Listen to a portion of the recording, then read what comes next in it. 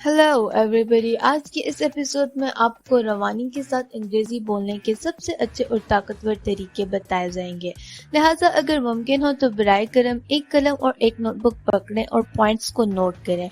अब आपको इन तरीकों के बारे में 3 चीजें जानने की जरूरत है। नंबर 1, इन तमाम तरीकों की अहमियत को जानने के लिए वक्त और सब्र दरकार है, क्योंकि हम फौरी नताइज पर यकीन नहीं रखते। नंबर 2, आपको एक वर्कशीट और एक किताब रिकमेंड की जाएगी। आप इन तमाम तालीमात पर अमल पैरा हो सकते हैं जो इस किस्त में आपको बताए जाएंगे। नंबर 3, अगर आप इन तरीकों को मास्टर कम्युनिकेशन क्लासेस में अमल करेंगे तो ये आपको नाकाबिल तसव्वुर हैरत अंगेज नताइज दे सकते हैं, इतना कि आप वहां से बाहर जाकर किसी भी टेड टॉक में पार्ट ले सकते हैं। लेकिन इसके लिए आपको इन तमाम चीजों पर अमल करना होगा जो इस किस्त में आपको बताई जाएंगी।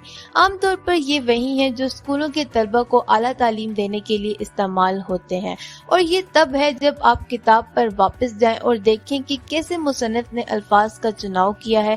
यहीं से आपको नए अल्फाज और नए जुमले मिलना शुरू हो जाएंगे जो आखिरकार आपकी डिक्शनरी को तैयार करेंगे। ये आपके अल्फाज की तरक्की का अब तक का सबसे मुअस्सर तरीका है।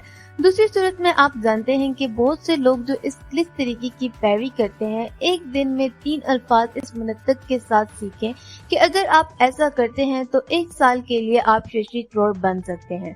हकीकत ये है कि जब आप 1 माह तक ये करना शुरू करेंगे तो आप ये महसूस करेंगे कि आपको वाकई अच्छी अंग्रेजी में बात करने के लिए अंग्रेजी अल्फाज के वसी ज़ख़ीरे की जरूरत नहीं है।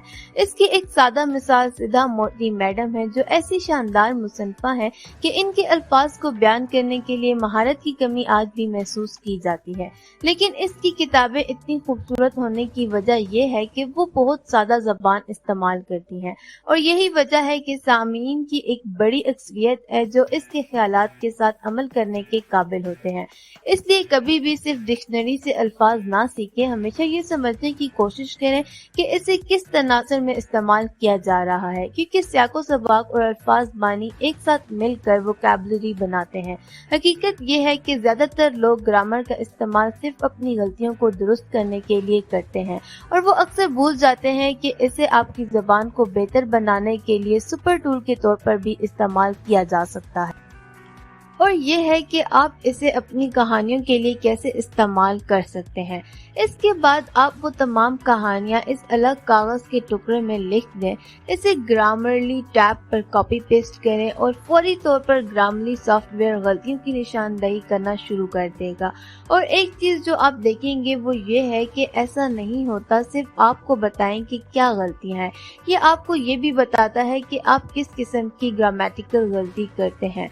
मिसाल के तौर पर अगर मैंने एक गलत जुमला लिखा है जो मैं नहीं जानता कि ये कैसे करना है, ग्रामर की तरफ इशारा करता है कि ये फेल की शक्ल की गलती है। अब यहाँ पर जहाँ आप इस सुनहरी किताब का हवाला देते हैं, जैसे कि रैन एंड मार्टिन कहते हैं, और ये किताब नस्ल दर नस्ल एक अफसानी किताब रही है, लिहाजा आपको सिर्फ ये देखना है कि आप किस किस्म की गलतियां करते हैं। मिसाल के तौर पर अगर ग्रामर कहता है कि आप फेल की शक्ल में गलती कर रहे हैं, आपको सिर्फ रैन एंड मार्टिन के इंडेक्स को देखना है, मालूम करें कि इसने फेल की शक्ल की मशकें कहाँ दी हैं।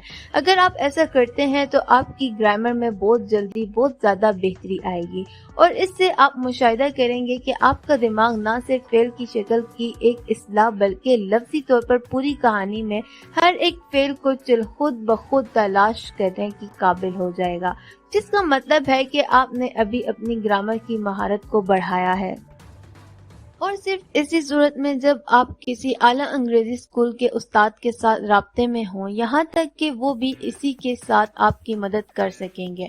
और यहाँ पर गौर करने की बात यह है कि इसकी वजह यह है, खास तौर पर एक हाई स्कूल टीचर का जिक्र है, इसलिए कि वो निशानदही कर सकेगा न सिर्फ वो गलतियाँ जो आप कर रहे हैं, लेकिन वो आपको इस जबान की पेचीदगियाँ जो बहुत अहम है भी सिखा सकेगा।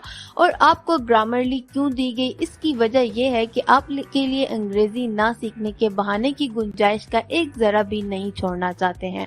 और एक बार जब आपने सबके साथ काम कर लें तो आखिरी मरहला कोट करना, और इसमें कहानी सुनाने के हैक्स भी हैं जो आपको अपने हालात का इजहार नाकाबिल यकीन अंदाज में करने के लिए काबिल बनाएंगे।